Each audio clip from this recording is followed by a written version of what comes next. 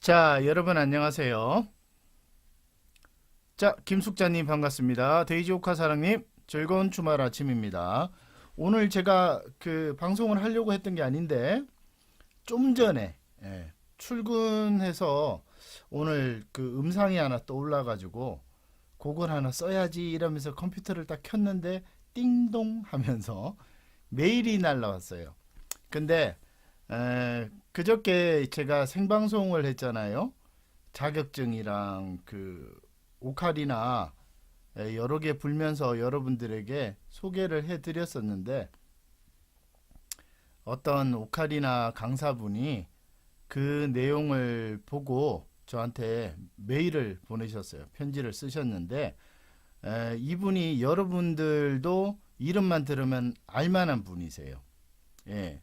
그래서 그 지역이나 이런 거를 그냥 싹 그냥 빼고 방송을 하기로 협의를 했습니다. 그래서 일단은 자 그리고 제가 읽어드리는 편지 그의 당사자들하고 다 협의된 내용이에요. 제가 임의대로 이거를 방송을 할 수 없잖아요. 그래서 가능하면 개인 정보를 빼는데 이분 거는 아예 개인 정보 관련된 거는 다 빼버렸어요. 예. 그래서 여러분들이 그 점을 감안을 하세요. 자, 편지를 한번 보겠습니다. 굉장히 깁니다, 편지가. 예. 그러니까 이런 분들은 훌륭하신 분들이세요. 예. 자, 봅시다. 자, 읽어보겠습니다. 장상익 선생님 안녕하세요. 그제 선생님의 생방송 강의를 듣고 감사한 마음에 이렇게 편지를 씁니다. 저는 플룻을 전공하고 선생님 말씀처럼 현실에 부딪혀서 오카리나로 전향을 한 케이스입니다. 두 가지 내용으로 말씀을 하셨는데요. 악기의 종류와 상관없이 연주를 하시는 선생님의 모습을 보고 많이 반성을 했습니다. 강사로 생활하면서 학생들에게 항상 악기를 먼저 소개를 하였습니다. 물론 학생들의 악기를 스스로 불어보지는 않았습니다. 아시다시피 다 거기서 거기인 악기가 뭐가 다르겠어 하는 마음이었습니다. 선생님의 말씀처럼 저에게는 맞지 않는, 오히려 저의 습관에 맞지 않다는 표현이 옳겠네요. 그런 악기가 분명하죠. 사실 저는 생방송에서 플라스틱의 소리가 참 마음에 들었습니다. 하지만 저는 플라스틱을 학생들에게 소개하진 않았습니다. 이유는 아실 거라고 생각합니다. 압니다. 예, 저는 알고 있습니다. 자격증 내용을 하실 때 음악 전공자로서 사실 부끄러웠습니다. 초등학교부터 대학까지 13년을 피아노 플룻을 배웠는데 1년도 안 되는 과정으로 오카리나 수업을 할 수 있다는 것이 저에게는 큰 메리트였습니다. 예, 그렇게 다가와요. 1년도 안 되는데 자격증 따갖고 수업을 할 수 있다니까 얼마나 좋아. 이것으로 생업을 할 수 있다는 희망이 생겼었죠. 하지만 현실은 너무나도 많이 달랐고 수업을 하기 위해서 이곳저곳에 원서를 놓고 그렇게 몇 년을 뛰어다녀서 겨우 일주일에 한 번 학교에서 방과 후를 할 수 있었습니다. 하지만 커리큘럼의 부족으로 금방 따라오는 아이들을 보고 위기감을 거의 매일같이 느낀다고 해도 과언이 아닙니다. 연주를 하면 할수록 보이지 않는 벽에 막혀서 나갈 수 없다는 답답함이 커져 왔습니다. 1년이 지나면 아이들의 수강 신청은 떨어져 갔고 현실은 참으로 어려웠습니다. 밑에 더 있는데 일단은 여기까지 읽고 그 다음 거는 좀 이따 읽을게요. 그래서 이분이 지금 저한테 보내주신 이 내용이 지금 오카리나 자격증을 준비하고 계신 분들에게 어떤 경종을 울리지 않을까. 저는 그렇게 생각합니다. 그러니까 제가 방송을 이렇게 하면요. 거기에 반대하는 분들도 계시지만 거기에 이렇게 공감을 하시는 분들도 계세요. 그 선택은 여러분들이 하시는 거죠. 이 강사분처럼 저의 강의를 듣고 공감을 하면서 자기가 뭘 해야겠다라는 거를 알게 되면 그걸로 저는 만족을 하는 거예요. 그러면 이번 편지를 여러분들에게 하나하나 우리가 분석을 좀 해봅시다. 제가 다 양해를 구했습니다. 자, 여기 한번 보자고요. 자, 이분 지금 편지에서 보면 이분 전공하신 분이세요. 음악 전공인데 여기 플룻이라고 되어 있죠. 플룻 전공이에요. 제가 플룻은 못 붑니다만 플룻을 하는 분들하고 몇 번 이렇게 호흡을 맞춰봐서 제가 플룻이라는 악기에 대해서 알거든요. 근데 플룻도 오카리나랑 비슷해요. 비슷합니다. 비슷한데 플룻을 하시는 분들의 대부분도 오카리나를 하시는 분들처럼 그 뭐 이런 말씀 드리면 그렇지만 누구에게 배웠냐가 정말 큰 역할을 하더라고요. 음악을 누구에게 처음부터 배웠냐가 굉장히 중요합니다. 우리가 자식이 어떤 부모를 만났느냐에 따라서 가정 환경에 따라서 많이 달라지잖아요. 여러분들도 아시다시피. 그래서 악기라는 거는 선생님이 누구냐에 따라서 정말로 많은 차이가 납니다. 그래서 플룻을 전공하신 분들도 정말 여러 진짜 정말로 많은 차이가 있습니다. 선생님들마다. 제가 플룻 하는 분들 한두 분 만난 게 아니거든요. 자, 그 다음에 이분 말씀 중에 현실에 부딪힌다라는 건 여러분들 이게 뭐겠어요? 이게 그 클래식을 전공해가지고 생업을 한다라는 게 이게 보통 어려운 일이 아니에요. 우리나라에서 피아노를 전공하는 그 학생들, 대학생만 해도 몇 명일까요? 지금 한번 찾아볼까? 제가 한번 찾아보겠습니다. 우리나라 피아노, 자, 음대 전공, 국내 음악대학 정원. 자,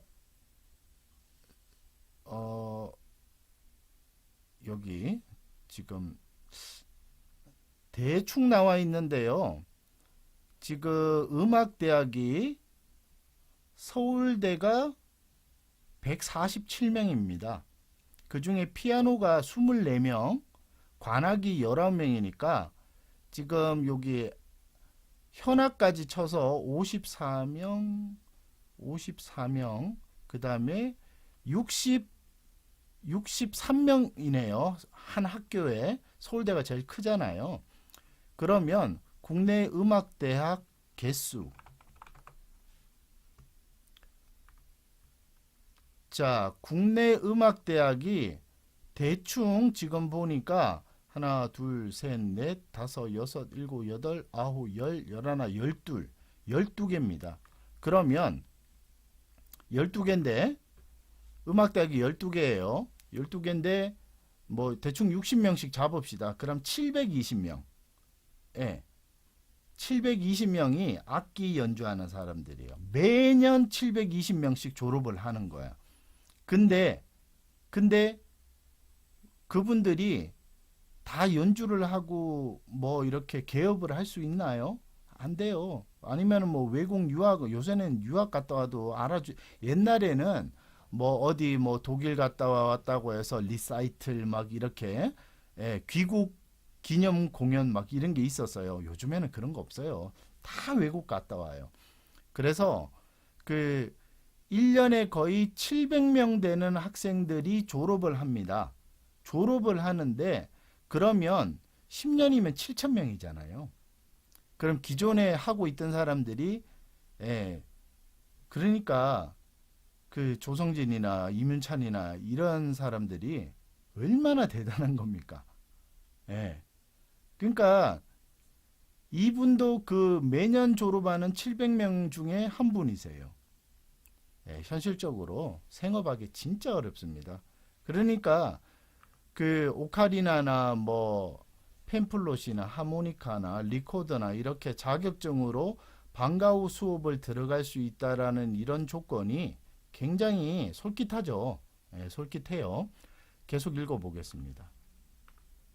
그래서 이분이 지금 오카리나로 그래서 전향을 했어요. 이렇게. 그죠?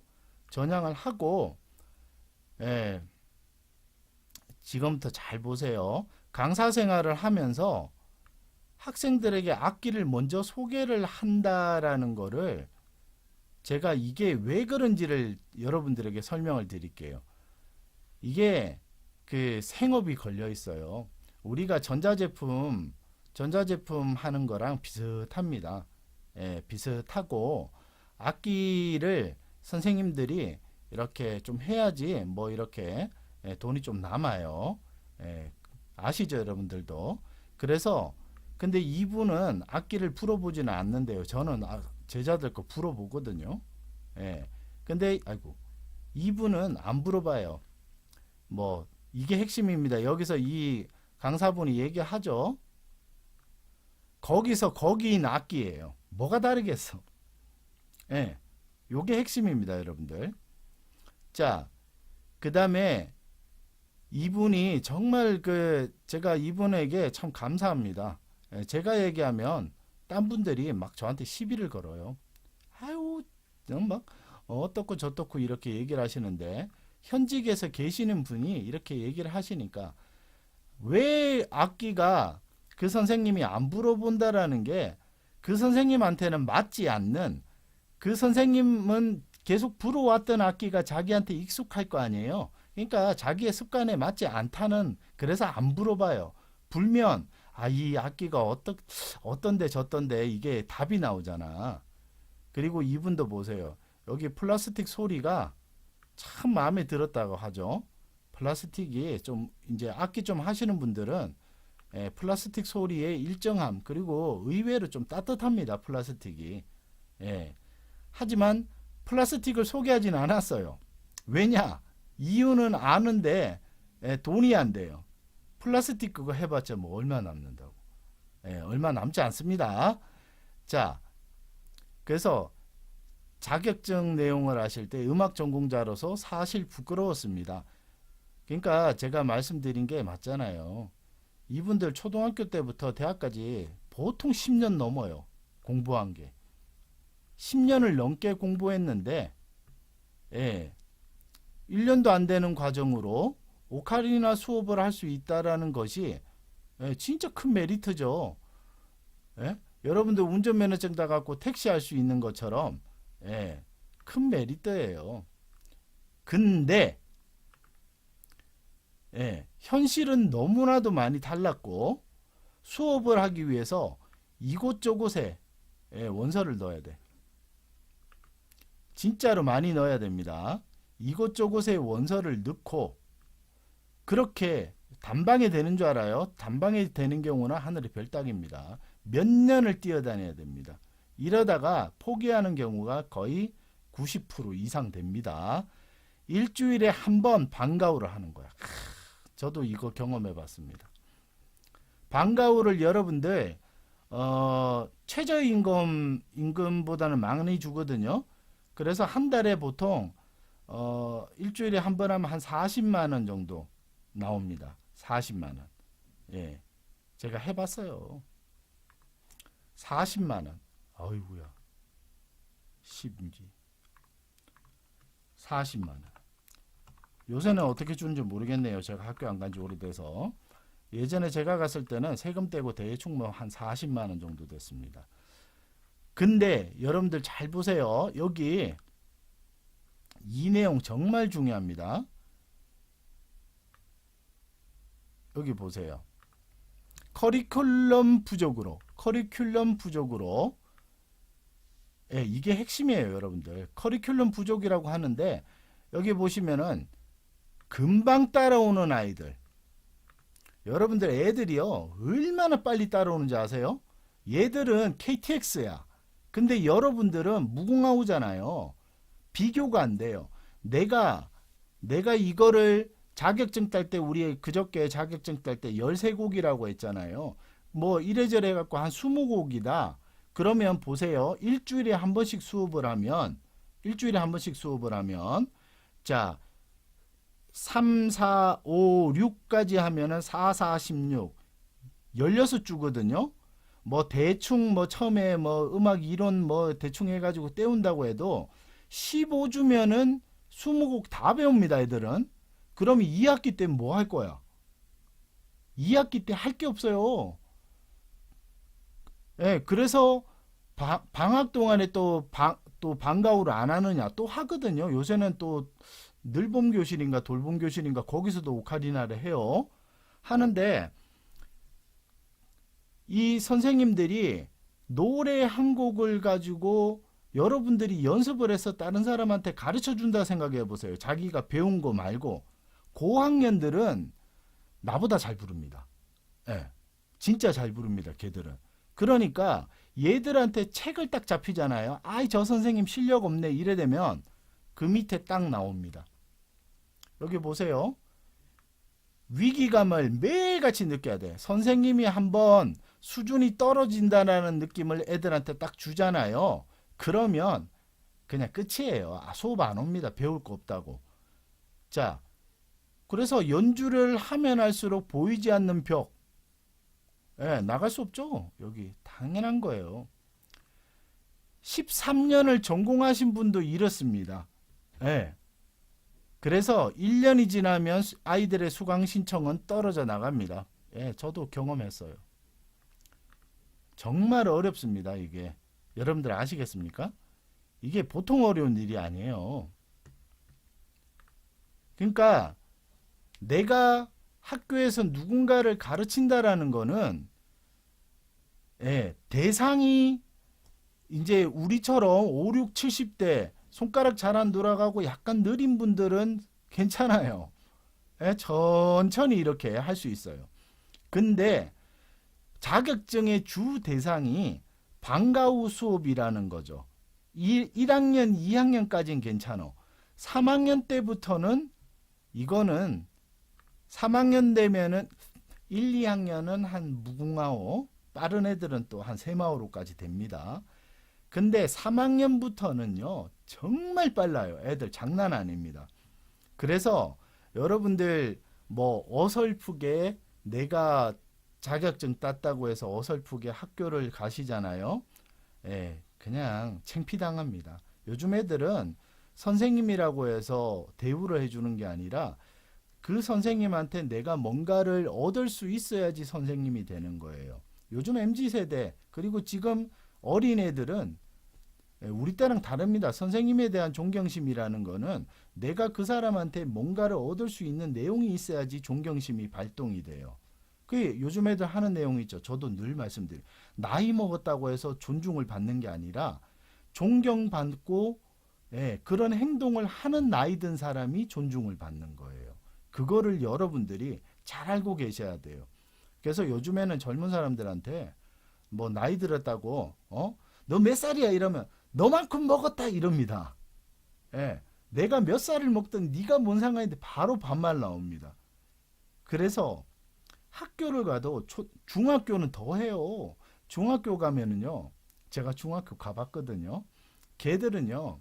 날고 깁니다. 예, 거의 선생님 머리 위에 있어요. 그래서 걔들이랑 친구처럼 지낼 생각 아니면은 내가 선생님으로서 중학교, 고등학교에 가서 방과후를 한다? 예, 생각하지 마세요. 그냥 놀다 와야 돼요. 애들이랑 음악 가지고 놀아야 되고 거기 가서는 애들에게 초등학생들보다 더 임팩트 있는 거를 가르쳐 주고 와야 돼요. 그래서 어설프게 오카리나 이렇게 연주해 가지고 거기 가잖아요. 애들이 금방 파갑니다. 그러니까 기본기 떨어지는 사람들이 거기 가서 2년에 한 번씩 교체됩니다. 그냥 계속 2년 가면은 많이 가는 거겠죠. 여러분들 잘 하셔야 돼요. 그 다음에 이제 두 번째 내용은 요 두 번째 내용을 읽어드릴게요. 자, 두 번째 내용은 요거예요.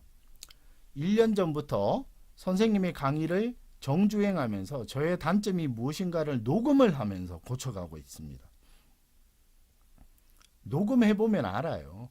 이제까지 십수년을 무엇을 하였는가에 대하여서 자괴감마저 들었습니다.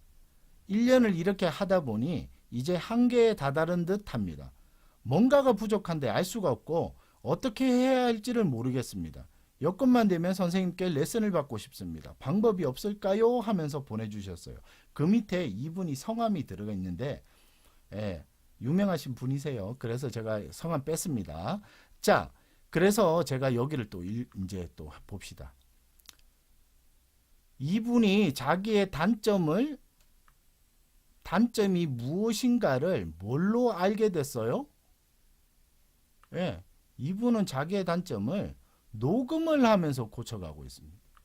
여러분들 녹음을 해야 돼요. 녹음. 우리가 옛날 방식으로 배우셨던 분들은 녹음을 안 해요. 녹음을 하셔야 돼요. 그래서 녹음을 딱 해보면 결과가 요거야. 결과가 내가 십수년 동안 무엇을 해야 되는가에 대해서 자괴감을 느끼는 거예요. 근데 이게 한계가 이분처럼 녹음해보면 1년 딱 지나면 한계가 딱 옵니다. 왜 오는지 아세요, 여러분들? 1년을 하면 한계가 오거든요. 그래서 전문가 강의를 하는 거예요. 그 왜 한계가 느껴지느냐? 바로 요 내용입니다. 뭔가가 부족한데 알 수가 없어요. 그리고 어떻게 해야 될지를 몰라요. 요게 독학의 한계예요. 뭐가 부족한 건 알아. 내가 연주가 뭐가 안 된다라는 건 알아요. 근데 그걸 어떻게 해야 될지를 모르는 거야. 여러분들 아시겠습니까? 이게 음악을 하게 되면 그래도 이분은 제가 참 존경합니다. 이런 편지를 보낼 수 있다라는 게 이런 분들에게 배우는 제자분들은 발전할 수 있어요. 이런 선생님한테 배워야 돼요. 자기가 뭘 못하는지 그리고 저하고 잠깐 이렇게 얘기를 했거든요. 잠깐 얘기를 하면서 통화를 하면서 이 자기가 부족한 거를 알게 되는 거 그리고 그거를 자기 제자들한테 얘기를 한대요. 나 이 선생님한테 지금 인터넷으로 내가 못하는 거를 배웠다. 그래서 내가 이때까지 했던 거에 대해서 여러분들에게 그 이론이 바뀌듯이 잘못 가르쳐 드린 것도 있고 개선해야 될 점도 있어서 여러분들에게 새롭게 가르쳐 드리겠다 하면서 이런 분들도 계세요. 근데 제가 게시판에다가 적어놨죠. 쇄국정책. 조선이 왜 망했어요? 쓸데없는 사대주의하고 유교사상 되도 않는 유교사상 그런 거 우리나라 것도 아니잖아. 그런 걸로 나라를 꽁꽁 묶어두니까 일본은 이미 메이지 유신해가지고 총도 받아들이고 막 선진국으로 가고 있는데 우리는 아직까지 유교 사상이나 따지고 청나라 믿고 있다가 청나라 일본한테 잡아먹히니까 그제서야 뭐 갑오경장 뭐 한다고 막 했잖아요. 하면 뭐해? 이미 후진국인데. 그러니까 오카리나도 지금처럼 딱 문을 닫고 세국 정책을 하고 있으면 발전이 없어요. 아시겠습니까? 그래서 여러분들이 이 선생님의 편지를 제가 오자마자 읽어드린 이유는 내가 가지고 있는 게 전부가 아니라는 생각. 남이 가지고 있는 거를 수용할 수 있는 공간을 항상 마련해 두세요. 그래야지 내가 가지고 있는 거랑 남이 가지고 있는 게 섞이는 거지. 그게 자연스럽게 섞입니다. 그리고 또 하나 제가 또 알려드릴 거는 여러분들이 기존의 오카리나에서 3년을 시간을 투자를 했다. 그러면 최소한 저의 강의도 3년은 투자를 해야 돼요. 무슨 얘기인지 아시겠습니까?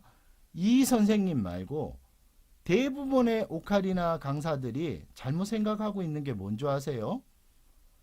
자기가 이때까지 이 정도 해왔는데 제 거를 자기가 해온 거에다가 자기 능력으로 결합을 시킬 수 있을 거라고 착각을 해요. 결합 안 됩니다. 안 됩니다. 뭐냐 하면 예를 들면 한식을 하던 사람이 양식을 자기가 그냥 TV만 봐요. TV만 보고 저거 내가 한식에다 접합해 봐야지. 바로 됩니까? 안 됩니다. 양식이 어떻게 재료를 꾸미는지, 한식은 어떻게 꾸미는지 양쪽 거를 모두 다 섭렵을 해야지 그게 섞이는 거예요. 근데 대부분의 오카리나 강사들이 그냥 자기가 자격증 있고 그냥 자기도 선생이라 이거지. 그래서 장상익이도 선생이고 자기도 선생이야. 그래서 자기가 이거를 얼마든지 장상익 거를 좀 듣고 자기가 끼울 수 있을 거라고 착각해요. 제가 10년 걸렸다니까. 10년 걸렸어요. 그 선생님이 저보다 능력이 좋을 수는 있어요. 저는 능력이 없거든. 그래서 저는 10년 걸렸어요. 근데 그분이 만약에 저하고 올리벤젤님 반갑습니다. 오늘 햇살 나요? 저하고 비슷한 수준이다. 그러면 그분도 10년 걸려요. 그러니까 제발 착각들 하지 마세요.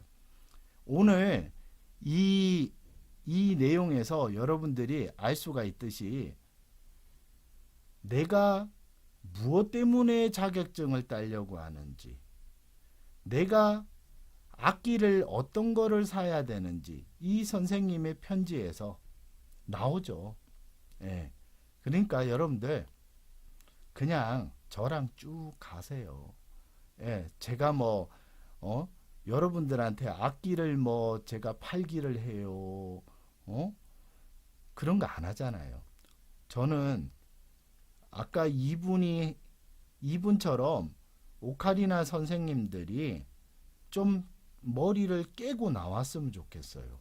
머리를 깨고 나와서 새로운 것을 받아들여서 그거를 학생들에게 주세요. 왜 학생들이 새로운 것을 배울 수 있는 기회를 선생님들이 자기 손에서 다 막아버리냐고. 자기 밥 먹고 사는 것 때문에. 그건 선생님이 아니에요. 그래서 제가 강사라고 표현을 하는 거야. 선생님은요, 선생님이라는 거는 말 그대로 먼저 살은 거잖아요.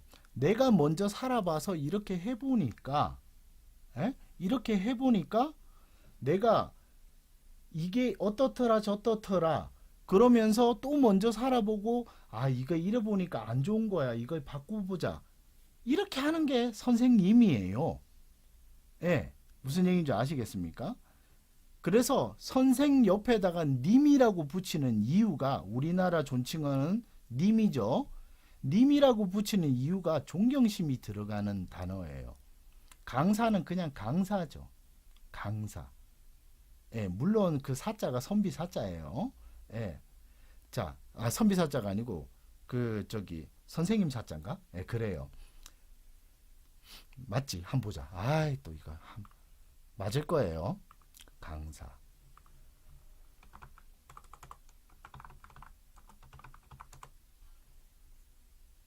강사. 어디 갔어?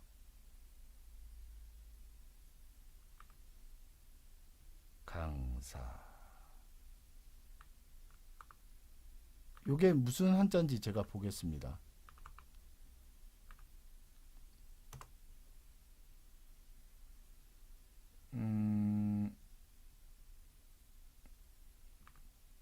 자,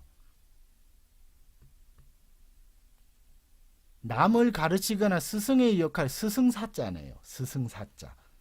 스승사. 제가 보여드리겠습니다. 이게 그러니까 이렇게 공부해야 돼. 사람이 공부를 해야 돼요. 자, 여기 보시면 스승사자를 씁니다. 강사가. 남을 가르치거나 스승의 역할이 필요한 직업. 강사도 그러면 스승의 역할이 필요한 직업이네요. 그러니까 그죠? 그러니까 강사분들도 강사분들도 내가 모르고 있는 거, 내가 알고 있는 게 전부라고 생각하시면 안 돼요. 예. 우리나라가 그렇게 해서 예전에 조선이 망했어요. 예, 그렇게 해서 망했다니까요. 근데 조선의 전에 있던 나라들 보세요. 고구려, 신라, 백제, 고려, 발해까지. 발해가요. 당나라랑 그렇게 전쟁을 하고 그렇게 찢고 뽑고 싸웠는데도 대조영이 당나라 때문에 저 어디야 대모산인가 동모산인가 거기까지 쫓겨갔잖아요. 그 몇십만 명이. 그렇게 자기들을 죽이려고 했던 당나라인데도 당나라의 문화 기술들을 다 받아들여요. 그래서 당나라처럼 이렇게 그 직계도 그렇게 만들고 그래서 선진문물을 받아들여서 발해가 해동성국이 된 거 아니에요. 무슨 얘기인지 아시겠습니까? 고구려도 그렇게 찢고 뽑고 싸웠는데도 당나라랑 교류하잖아요.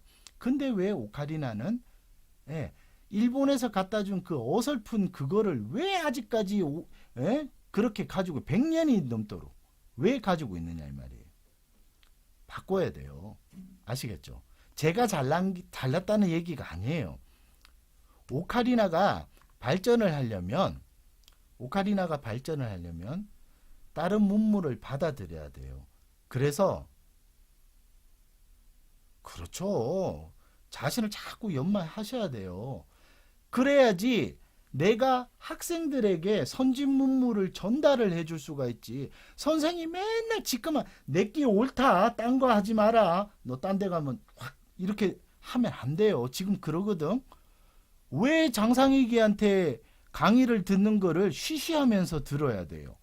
왜 내가 이쪽 선생님하고 수업을 하고 있다가 장상익 강의를 들으면 왜 역적이 돼야 되는지 저는 이해를 못 하겠어요. 그러면 그 선생님이 장상익이가 하는 거를 그 정도를 가르쳐 주든가 아니면 거기에 상응하는 다른 거를 자기가 가져와서 개발해서 학생들에게 전달을 해주든가 이것도 안 하고 저것도 안 하면서 자기 것만 딱 이것만 하세요. 나가면 안 돼요. 거기 가면 배신자다. 그러면서 다른 사람들하고 그 사람을 왕따로 만들고 그렇게 하시면 안 돼요. 물론 일부가 그래요. 다른 선생님들은 안 그렇겠죠. 다른 선생님들 안 그럴 겁니다. 일부가 그래요. 일부라고 했습니다. 아시겠죠? 그래서 오늘 이 선생님, 제가 이분은 선생님이라고 할게요. 여기 제가 불러오겠습니다.